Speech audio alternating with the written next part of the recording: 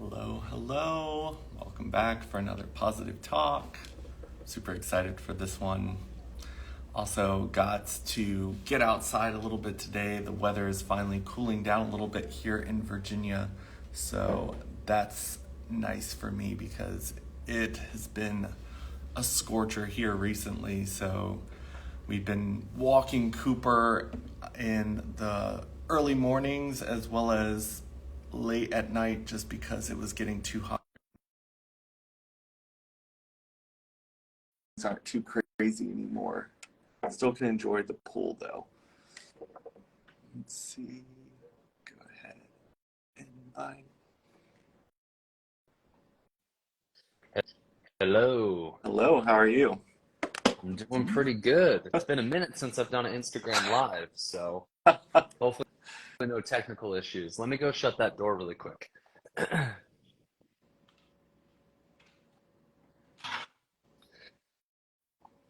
All right. I'm ready to rock. Perfect. I was going to say it's always fun doing it live because you never know what type of technical issues can arise, but I think that's the most fun way of doing it. I don't edit my podcast at all, so anytime that like my dog barks or something happens, I just say, screw it and just keep going. Yeah. So this is perfect. Awesome. Well, I will let you introduce yourself so people know who you are, and then we can dive into a conversation. Yeah, 100%. So I'm Chad Molyneux. My actual real name, though, is Chandler. So if you want to call me Chandler, that's fine. I've been Chad since the first grade, though. I'm the owner of the Next Level Coaching Academy, and we do something very interesting, very unique.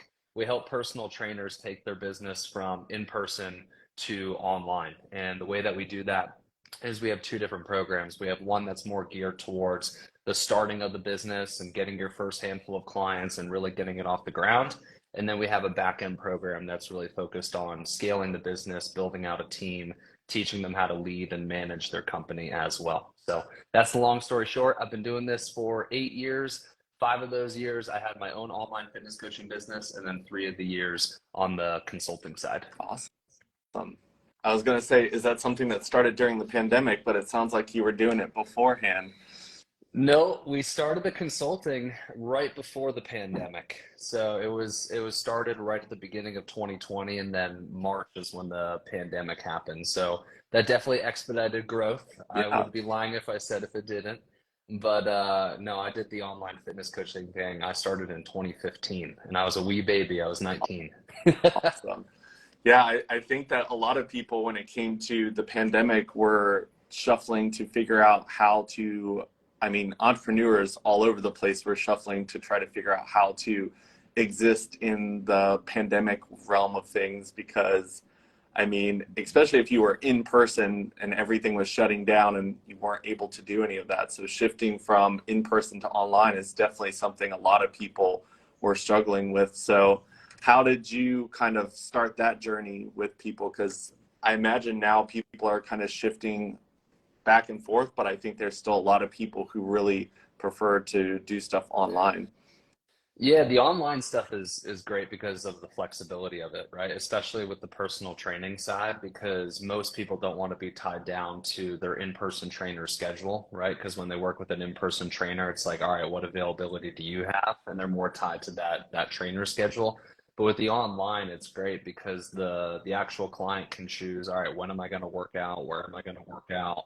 And it kind of removes some of those constraints that in-person has. So the flexibility side is great, but believe it or not, post the pandemic, like you said, it has been kind of like this back and forth. Like we haven't seen the same amount of growth as we did during the pandemic, and it's kind of leveled out because some people are going back to in person, and then the people who liked being online are staying online. So you would think that it would be predominantly online now, but like you mentioned, it's actually a pretty 50-50 split from what we're seeing currently. Yeah, I think that once people get like their taste of like people again, they will start to find options that fit better within their schedule. I think Yeah. that people are just kind of rushing back out because they lacked that connection that they used to have with people in person. Because even I noticed when I was like working in an office that even just the small little bump ins in the hallway or talking across desks, that was like enough human interaction for me to like get me through my day. Then when you put me at home by myself, no one to talk to except for when I specifically reached out to them on Zoom, I was like, man, I need some human interaction. So I think people are trying to find that balance again. Yeah, that's probably why you do this, right? It's for the human interaction. Yeah. I mean, I started this right in the middle of the pandemic. I was seeing a lot of negativity out there on the internet, whether it was the movement, political, or just the fact that we're going through a global pandemic that we didn't know what was going to happen. I was like, what can I do to add to the world in a positive way?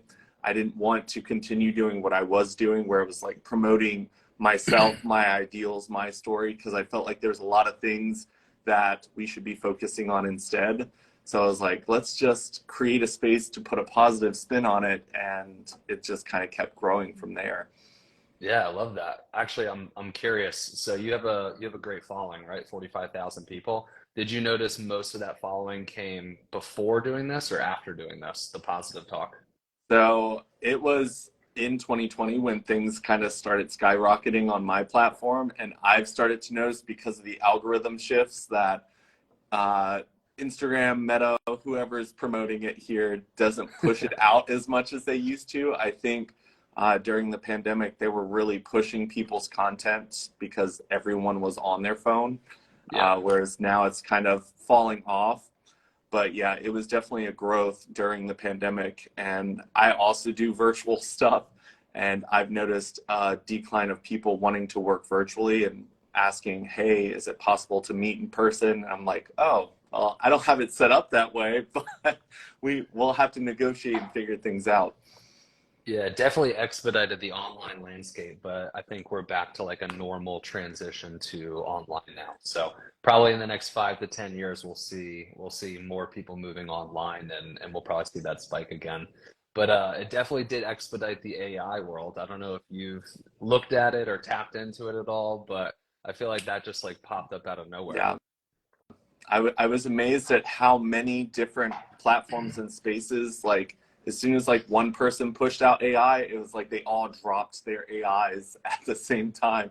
So I feel like it was something a lot of people were working on in the background, Yeah. and we just weren't aware of it until it launched. But it's definitely a very interesting realm to exist in. But I look at it as any other tool, like you got to figure out how to utilize it and make it work for you. Don't let the fear of something new keep you from using it, because that's just letting everyone else race ahead of you. Yeah. Yeah, it's a tool like anything else, right? Like when this first launched, Instagram and social media, or even websites, people freaked out like this is the end of the world, like, oh my God, like technology's taking over. But here we are 10, 20 years later, and technology hasn't taken over. So yeah, I think, calm your anxiety and learn the skill of it for sure. Yeah, I mean, I definitely utilized the fact that things started going virtual to get opportunities that I wouldn't have gotten to do in person as of right now, because there was a lot of coaches that I wanted to work with that weren't really doing virtual things. There were a lot of courses and stuff that were only being held in certain states that I couldn't be a part of. So when things started going virtual, I was like jumping on every opportunity, because I wanted to at least get a taste of this person and see what it was like to work with them. So when things started going virtual, it did make things a lot easier, more affordable, and then of course, it fit into my schedule, and I didn't have to travel, find a hotel, and all of that. Yeah, 100%. So you do leadership coaching, right? Did I Yep. see that correctly? hmm Nice. How'd you get into that? So I was actually working for a telecommunication company where I fell into a leadership position because I outsold everyone else in the company. I was only there for 6 months, and I was selling more than people who had been there for the full 12 months. So they were kind of Oh yeah. interested in, what are you doing? How are you doing this? I'd already worked for several other like tech companies. So I was kind of bringing the best of each company to the table where I was at. And so they asked if I would start helping others do what I was doing. So jumped into that program. It was nice because I also got to help turn that company into a virtual company during the pandemic. So I learned a lot, It was nice because I also got a taste of things that like programs that were a lot more out of my budget, but within their budget. So I could kind of play around with them and get to know them and say, I really don't like this. This doesn't have what I want. And then that helped me kind of morph into what I'm doing now. Nice. So excuse me, do you do leadership at like the individual level, or is it like at the team level? What does that So look like? right now I'm at the individual level. When I was working for the company, it was like seminars. So I was training a lot of people all at once. So I'm comfortable with doing a lot of people, but I kind of started working on individual people because I felt that there was a lot of people that weren't getting what they needed out of it because there's lots of different leadership styles. And I wanted to really hone in on one specific type so that they can see, hey, you don't have to be that aggressive, pushy person to get what you want. You're more of a healer or a teacher because I myself struggled so much with people telling me the way I had to be successful, and I didn't do it their way even though they were telling me I needed to, and I kind of blew them all out of the water doing it my way. So I was like, you know what, maybe this is the way you guys are succeeding, but for me it doesn't come all authentically. So I was like, I'm going to try it this way, and I was able to build successful teams and hit my goals without doing it their way. So I want more people to kind of understand that. That's amazing. I literally said it. I don't know if it was a podcast or I said it somewhere. Maybe it was a reel where I personally struggled. Like when I first got into leadership, we have a team of 35. When I first got into leadership, I felt I had to be like the Wolf of Wall Street, like loud, like super masculine type of leader, because I thought that was like the definition of leadership. Come to find out, that's not the best route of leadership. You're gonna you're gonna really piss some people off. They're not gonna want to work for you. And I would say over the past 2.5 years, my leadership style has completely changed to more of service-based, servant-based leadership. And yeah, it's just crazy how like we grow up and we watch all these movies and we have this depiction of what a leader is, but usually it's quite the opposite. Yeah, it's it's crazy because I was the type of person that I was always willing to admit that I don't know everything. And I was a person who got to know everyone around me. I'm very good at networking and just understanding people's strengths and weaknesses. So for me, I rose to the top because I didn't do everything, but I knew who I could rely on for what I needed to get done. So I kind of just grew to the top because I was able to say, okay, I don't know how to do this, but I know Brandy does. So we're going to lean on Brandy on this part. I'm not really great at this part, but I know Mark's really good over here. So I was able to kind of develop a platform where people were using their strengths to get to a common goal. And I was like, as a leader, I don't have to appear perfect or know everything. I just have to have a team of people that collectively we can get things done. Yeah, delegation. It requires zero ego. And I think that's the problem, right? A lot of people think I have to do it myself or it has to be done my way. And like you said, maybe they aren't the best person for the job anyways, and there's somebody else on their team that is. So I think the no ego part is what people don't talk about enough with leadership. Yeah. And it's hard, I think, for people to get to that point because a lot of the things that society itself focuses on kind of promotes that like egotistical, self-centered mindset in people. So a lot of times when people grow in a company or grow within a leadership position, it's really hard for you to like admit that it wasn't all you that got you there. And it's like a lot of times people feel like if they're going for an interview to be promoted, they have to talk about how great they are, even if that means kind of like hiding some of their weaknesses or omitting some of the other people's names off of the project of who actually really helps that project succeed. Yeah, and it's funny because, like you said, society, like everyone's posting the car, right? They're posting the private jet and whatnot. But what those people don't talk about that post that stuff is that they had all these people help them. So it's giving the false narrative to the other individuals who want that level of success financially that once again they have to do it themselves. So it's kind of ass backwards in a way. Yeah. I mean, we live in a world where we try to promote things online that aren't as real as they really are. And unfortunately, that's really hard for people to kind of look at and see, oh, wow, this is what this person's doing. Because even some people who are successful put a list together of, hey, here's the things I've done to be successful, but then they still don't give you that. And these are all the people over here doing stuff that I didn't have to work on because I delegated that to other people. And I did the burnout thing where I tried to do it all by myself.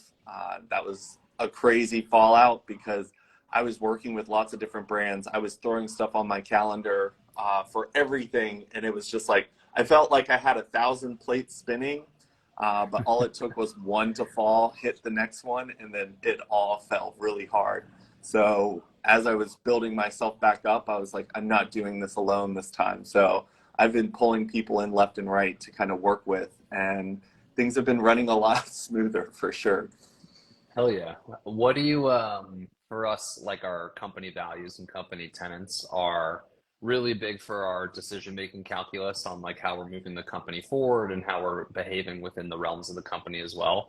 How much do you believe in like identifying core values and tenants for companies? Yeah, I think that when you understand what drives you, it gives you that better, because sometimes you have to make really quick decisions. And if you don't know yourself, you don't know your core values, you don't know what drives you, it's really hard for you to make quick decisions. It's almost like every problem you get to, if you don't have those core values to fall back and kind of like check, like, oh, is this authentic? Yes. Is this going to move me towards this goal? If you don't have that for yourself, then it makes every step of the process that much harder. So I think determining your core values towards the very beginning is really important. Yeah, 100%. And I think the part that like business owners miss is they're thinking only in terms of dollars and what strategy drives the dollars, but they never factor in like the character traits, the ethics, the moral.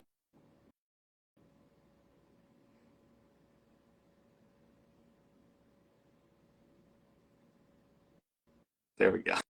I was going to say, you went out for a second. We good? Yep, you're back.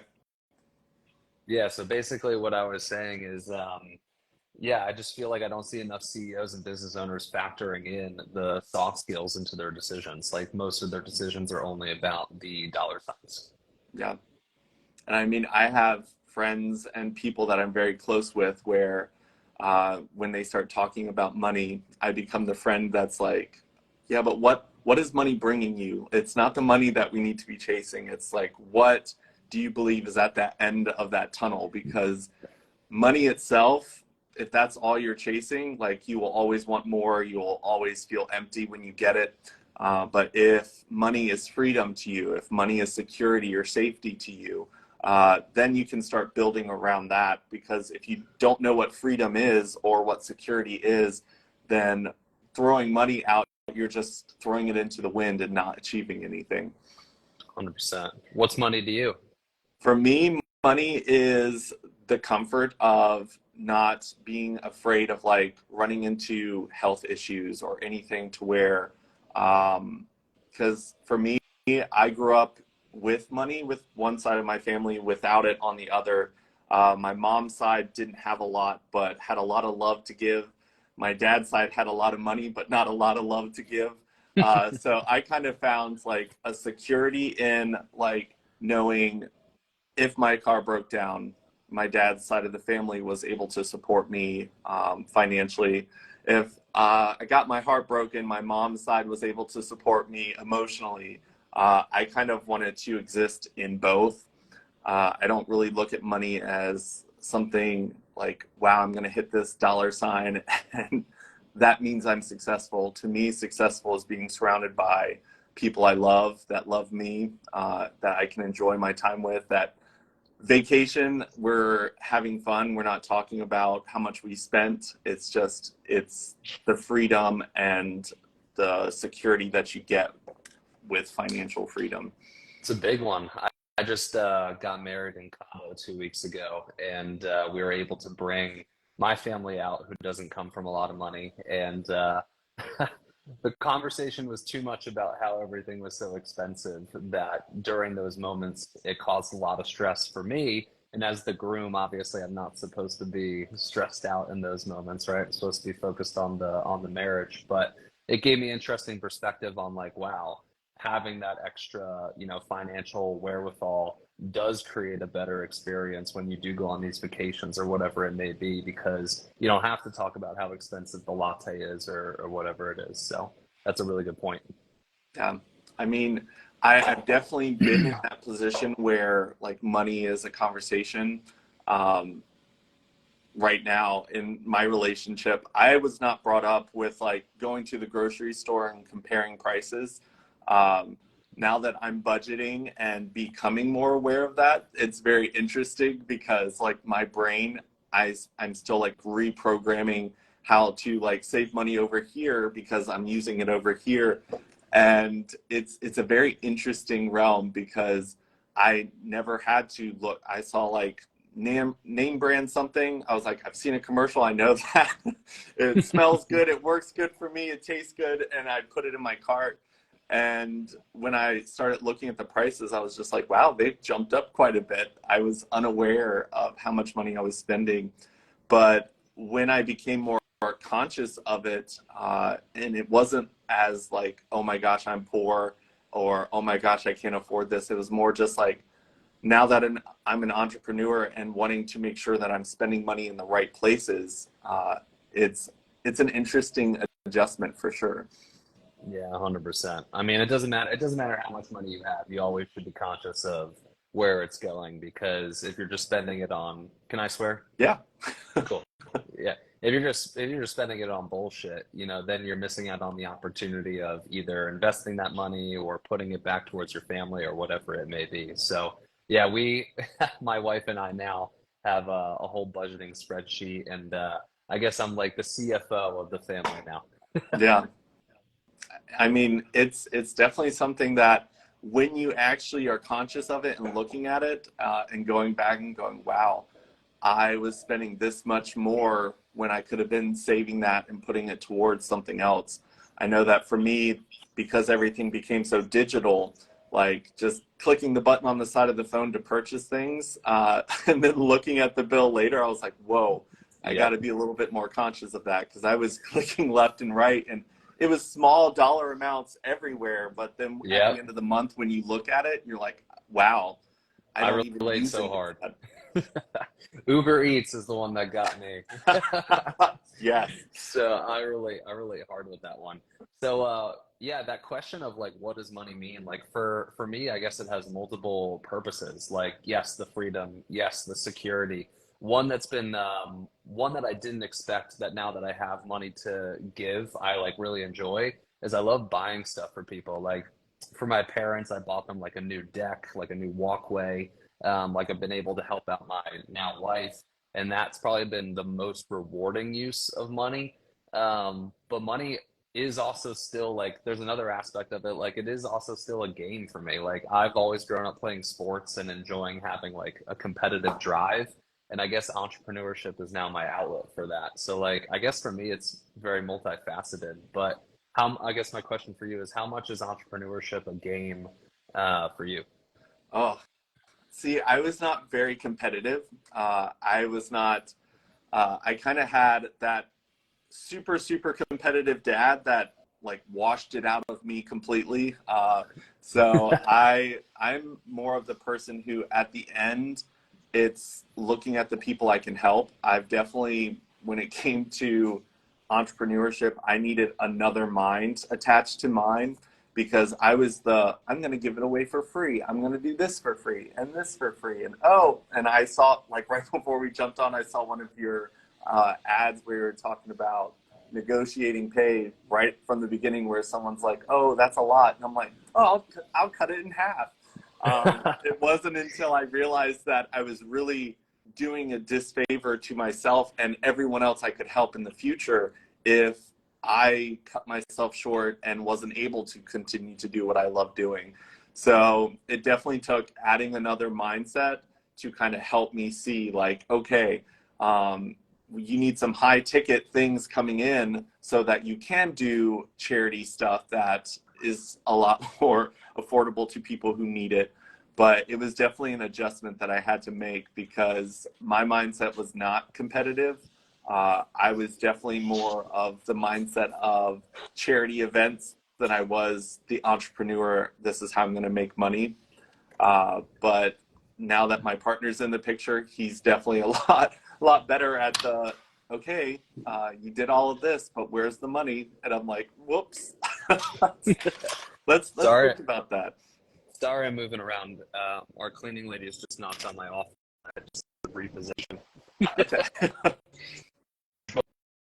Um, and, like, if I can get this, in terms of the giving stuff away for free, we had an interesting run-in with that as of late as well. It was about giving away free resources. I'll fix this in a minute, I promise. I apologize. That was unexpected. I'll talk as I'm finding something to prop this up. But yeah, our predominant strategy was about giving away free resources, and we realized that our marketing return on ad spend started to go down as a result of that. And now we're starting to charge low dollar amounts to raise the quality of the prospect. So yes, sometimes our bleeding hearts as coaches can prevent us from business success, which at the end of the day, if the business is successful, obviously we could do a lot more with that. Yeah. I promise I will get this fixed. I just can't find something to prop the phone up. Hopefully this works. Like you said earlier, the live feature is going to cause some chaos, right? It always does. I'll let you fill the space while I'm figuring this out. Yeah, I think that when it comes to people with big hearts, empaths, people who are trying to make the world a better place, I think a lot of times, I mean, for me personally, I had to dive into like what part of me felt like the stuff that I was putting out there for the world to be a better place wasn't worth me getting paid for it. And I had to really dig down into me as a person to realize that there were some places where I didn't think it was worth the amount that other people's were charging. And I was just like, okay, what can I do to add value to this to where when I say, hey, I'm charging this amount, that I don't feel bad about it. And so it was just adjusting the mindset for sure and realizing that people will see value in it. Maybe some won't, maybe the ones that are currently loving the free content, because I mean, Positive Talks itself is a free content. The stuff that I create for YouTube and other platforms is free content. But then the personal one-on-one and all the other things that I'm putting out, that's content that I put a lot of work into and should be paid for it. How long did it take you to get over that mindset of being afraid to charge what you're worth? It was probably a year of struggle, where I was just like, I am struggling to make ends meet. And I was just like, why? I'm doing so much. And I was just like, well, I'm not charging for a lot of that. And I was just at the point where I had to kind of reevaluate, and I started working with other coaches to kind of help me see the mindset shift I needed to make. And it was funny because a lot of them recorded our conversations and made me listen to it again. And they're like, now listen how you speak about yourself, but listen how you talk about other people, and listen to how you talk about your projects versus how you talk about others. And I was just like, wow, I'm really underselling myself because I put a lot of work into this. Yeah, 100%. Man, I'm trying to think how long it took me. So I started when I was 19, so I was super ignorant. I didn't know anything about business. I was just trying to figure it out. I want to say it took me about a good 3 years. I didn't really start seeing success until, yeah, what would I be, 22? Until I was about 22 in the like fitness coaching side of things. So yeah, it really took me about 3 years to get over that fear of charging what I was worth. Yeah. See, I I was lucky because I had that corporate job as a leadership development trainer, to where I was really filling up any extra space time slots with clients, and I definitely was not charging my worth, but I had a good steady paycheck coming in that supported me, and everything else was just extra. But when the company merged and got rid of our team, and I jumped to solo work, I realized that I was undercharging people a lot, and the amount of time that was required to do good work with the pay that I was getting was nowhere close to what I needed to support myself. So it was that jump and then the year of kind of struggling that I realized, wow, I'm very much undercharging, and I'm getting to the point where now I'm stressed and I'm not serving as well as I could be if I was in a position where I wasn't struggling with finances. That's an interesting conversation because you've had a prior corporate experience, right? And obviously, like you said, you were really successful at it. I feel like right now, like the urge for people to want to be entrepreneurs is so high that they're kind of like completely downgrading any previous corporate experience, like stay away, like you're the devil. But honestly, the clients that we've helped and helped successfully, they've had backgrounds in corporate sales or marketing or whatever it may be. For myself, I was a server prior to starting all this. I'm 28 now, but when I started when I was 19, I was serving on the side and doing in-person training on the side. So I didn't really have any experience at all. And in hindsight 2020, I wish I did have some experience because I feel like it would expedite my entrepreneur growth just that much faster. So I would love to hear your thoughts and opinions on having that corporate experience and translating it into entrepreneurship. Yeah.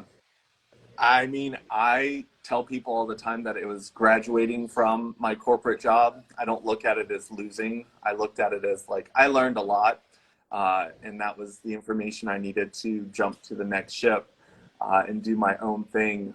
There's definitely some unlearning that you have to do That's from true. corporate to entrepreneurship. There's also the mindset of not realizing how many people exist in a corporate company that make things flow so naturally for you. And your position is just one of many. When you jump to be an entrepreneur, it's a very quick realization of, wow, I was this position and I love doing this work, but I need 20 other people to make the background kind of flow naturally so I can do what I want to do. So I think it's important to learn as much as you can of what makes a corporate company successful and flow, but realize that the mindset that corporate America or corporate in general makes a lot of people believe, that's a mindset shift you have to make once you kind of jump ship. Because I have to work 9 to 5, Monday through Friday. Like I was so set in their structure that I was running myself dry, thinking that I had to be productive like 9 to 5, 5 days a week.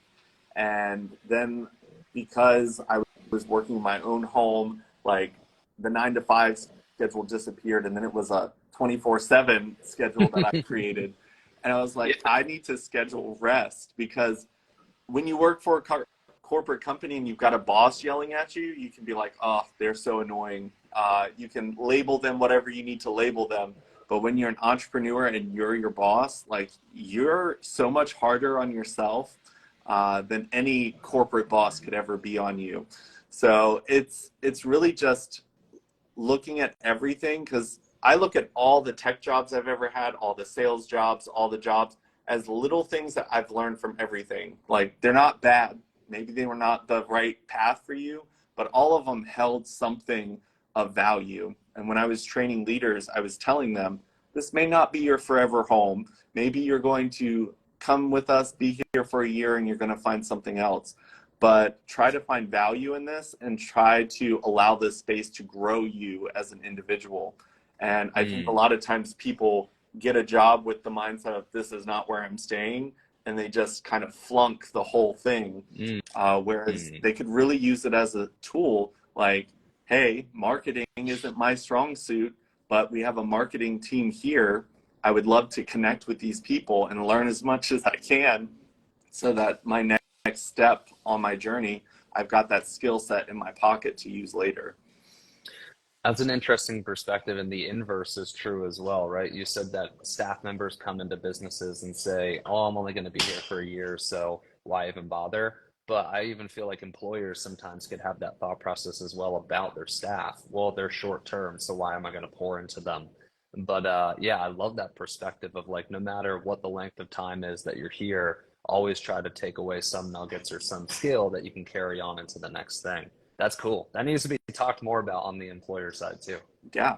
I mean, I think that employers have to have the mindset of like, will this be someone that I can invest time into and it's going to turn into something good? But I've realized the companies I enjoyed working for looked for ways to grow me the entire time I existed in the company, where there is some where they taught me that I have to be there a certain amount of time. I have to prove myself. I have to hit these goals. But a lot of companies, I think, especially entrepreneurs, when they get hired into lower positions, like very bottom of the feeder positions, their mindset and problem solving skills and everything that they're good at are not useful at that level of employment. It like when I got promoted so quickly within my previous company, like they threw me right into a position that all my skill sets were like just thriving. I was enjoying every moment. I loved my team. I wanted to solve problems. I was excited about going into work.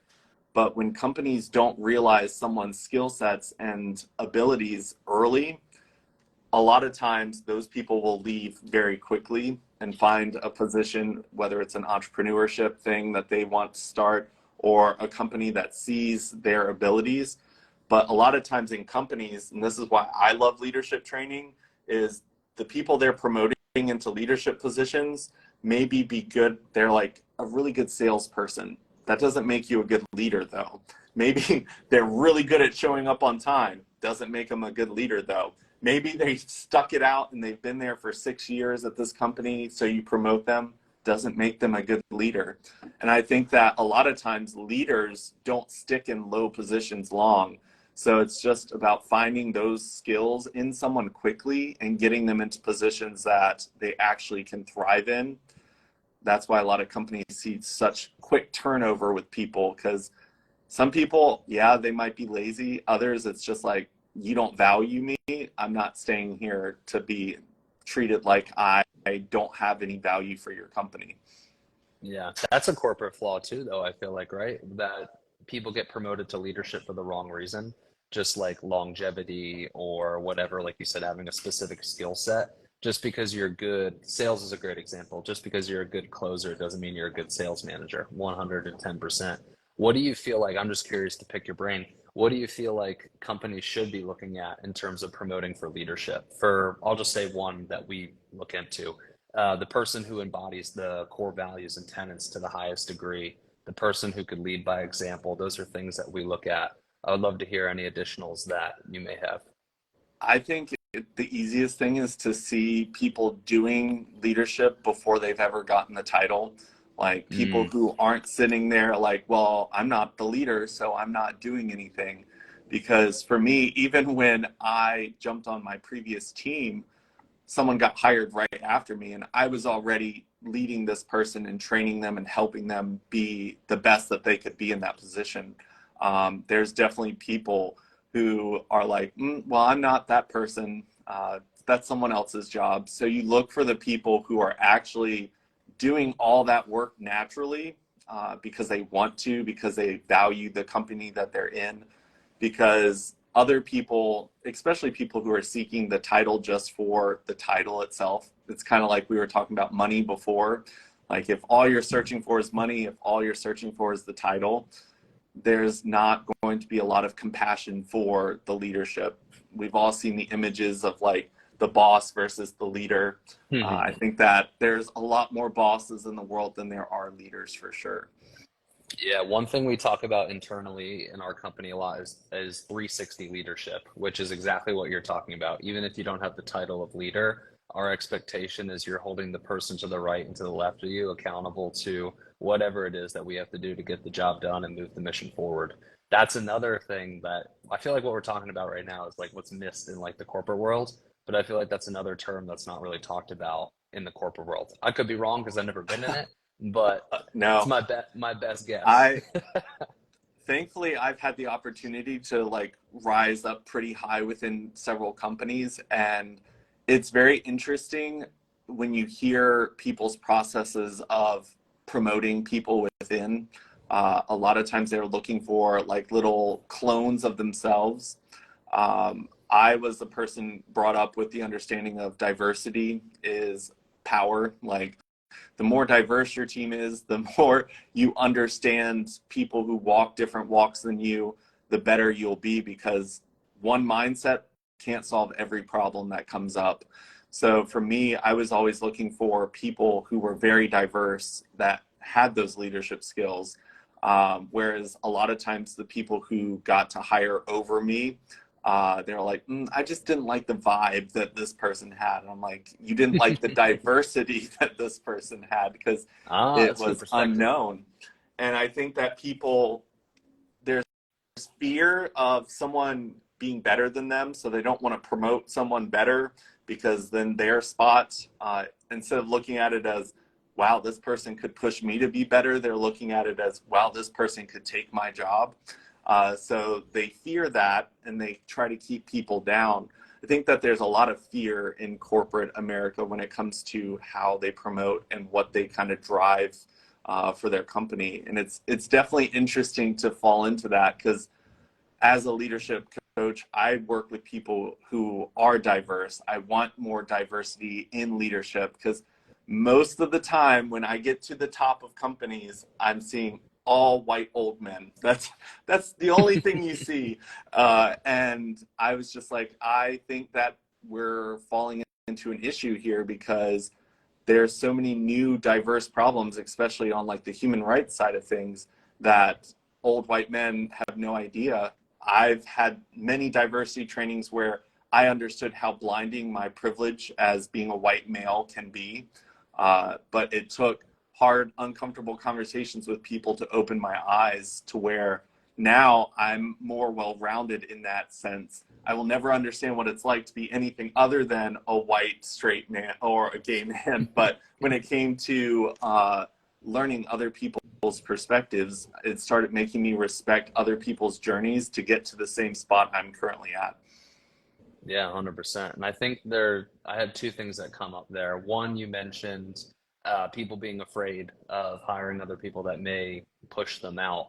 I feel like that's got to start at the top, right? The way the company is structured from an incentive standpoint and a bonus standpoint is probably the issue that needs to be changed there to solve that problem, to be more inclusive, like you're talking about.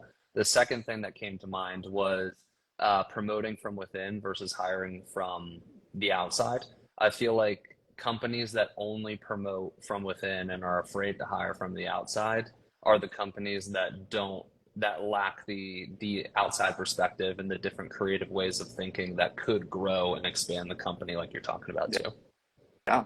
I I always tell people like when it comes to like medicine and technology, like if both of those fields never came together because they were afraid of each other, like we wouldn't be where we're at with medicine and technology. Because when it comes to those two fields, they work very well together, but they speak very different languages. And it just took people who combined those two. So I always, when I worked with my team, I was like, maybe there's some back office people that do so much work that you're unaware of. Just like your front people, you have no idea what people are doing on either side. If you can have times where you like swap people out to get some perspective, some respect, you start to create a relationship within the company where they're all supporting each other versus, oh, well, the back people always screw stuff up. All the front people never do anything right.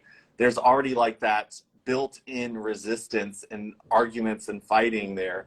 But if you can create connectiveness amongst the whole company, you've got a company that wants to succeed and wants everyone to succeed on that. journey, Yeah. but not a lot of companies have had that. No, it's actually the word that we use internally is exploration, where we will actively, our COO will actively try to create either activities or brainstorming sessions where they're bringing in different departments to share perspective. But I would say that's been a big push that we've had over the last 12 months is using that word exploration and finding different challenges or brainstorming sessions, like you said, to have this cross department culture or connectivity, which once again is something that more businesses can do. Yeah. This is like a business 101, I feel like we've turned this into. Yeah. I mean, I had a team where I was like, okay, what are your struggles? And they like list these things off. And I'm like, oh, we have an entire team that specializes in that. And so I came together with the team that specialized in it, created a training to give to the other side. And I was just like, okay, here you go. But it was just that disconnect that existed in the company that was blocking them from being able to succeed in that area. And you were saying earlier, when it comes to hiring from outside sources, that was my strength. Like as a leader, the fact that I'd worked for so many different companies, I knew how other companies handled very similar situations.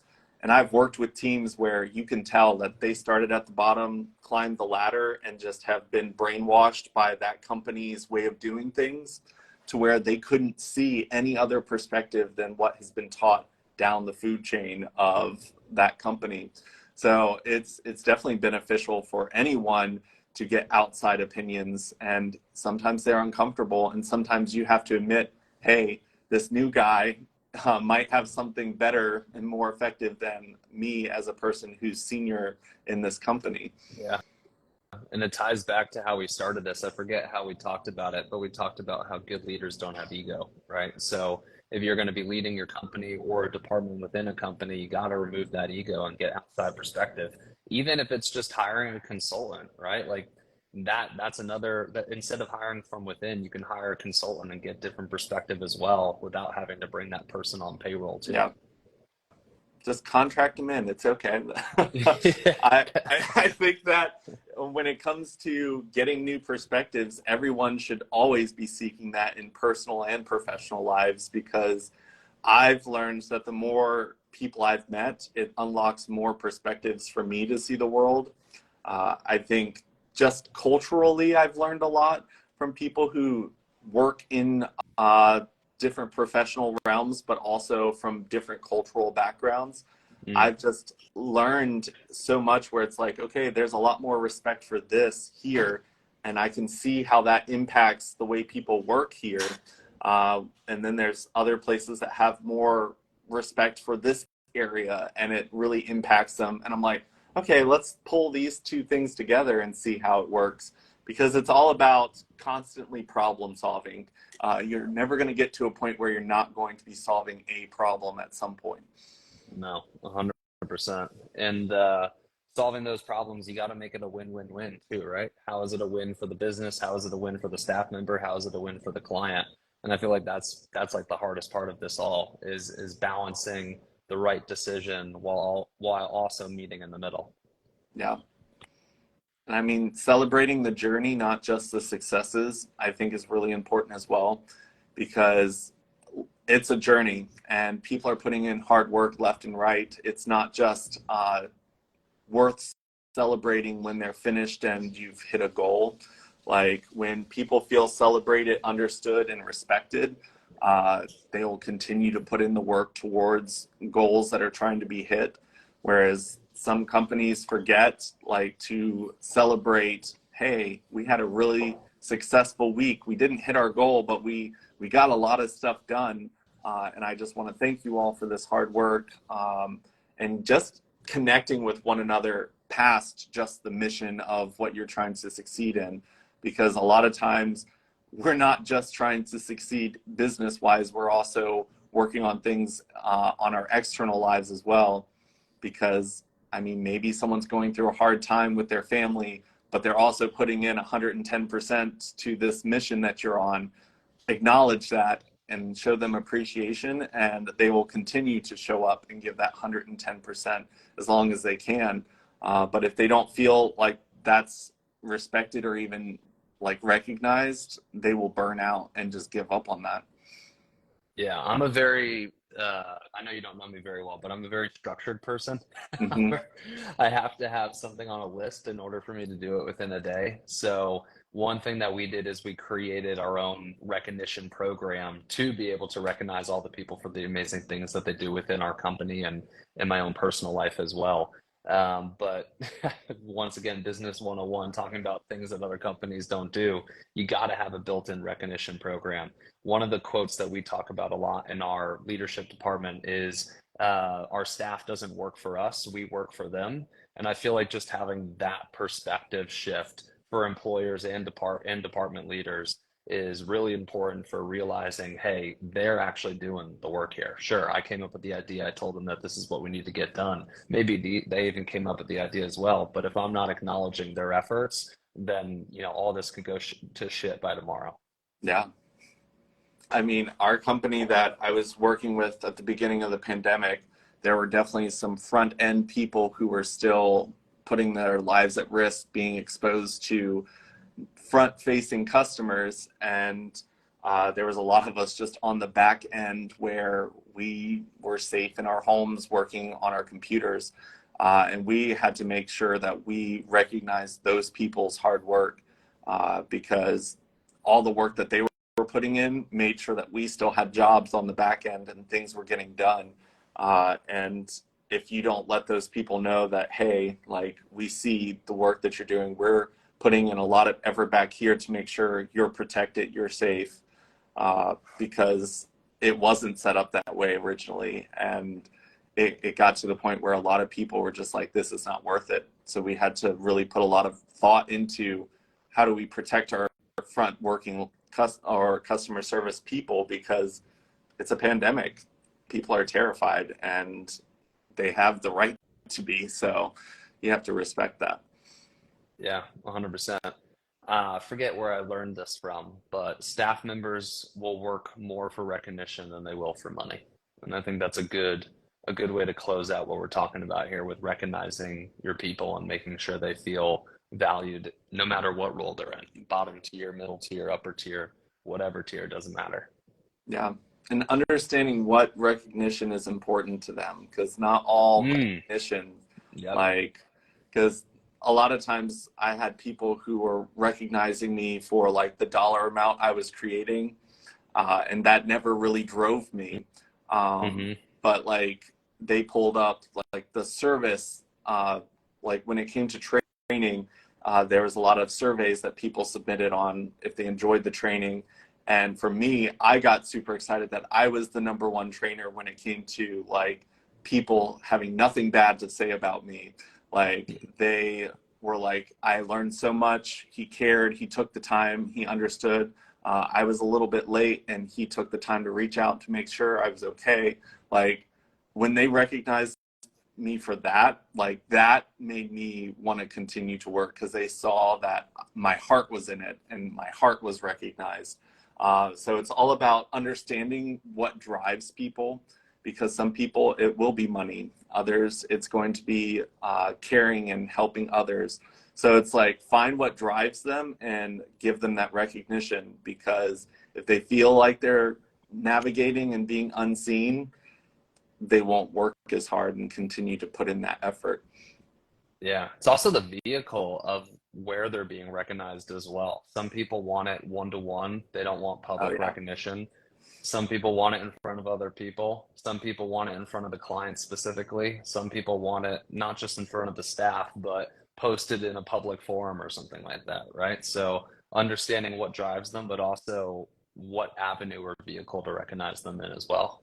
Yeah. I mean, if you publicly recognize someone who's like introverted and does not like the attention, they might stop working as hard because they never want to Yeah. experience that humiliation again. So it's like, be Yeah. aware of that. Yeah. 100%. 100%. Man, this has been great. I feel like the hour's flying by. Yeah. I for a little bit, Instagram was like cutting it right off at 60. So like right into the middle of a sentence, it would just be like, oh, you're done. But I want to say thank you for jumping on here and having this conversation. I enjoyed getting to connect with you. And if there's anything that you want to share or let people know that you're working on right now, feel free to use this last couple of minutes to do that. Not going to be a big showboater, but you know, everything that we talked about today is stuff that I talk about consistently on my page. Provide a ton of free value. I know we talked about that earlier with my Instagram, and I'm on basically every platform now, including, you know, podcasts, TikTok, Facebook, email, you name it, we probably have it. So yeah, I would just love to continue the conversation. If you want to check me out on some of the other social platforms, that's all I'm looking for in return. Awesome. Well, thank you so much for jumping on here, and I will definitely stay connected with you. Good luck with everything that you're working on, and if there's ever anything you can think of that I can be assistance with, feel free to reach out. Yeah, maybe I'll have you come talk to the team. I feel like that could be really I would positive. love that. Oh yeah. Well, thank you again. This has been great. Yep. Awesome. Have a good one. You too. Bye. Peace.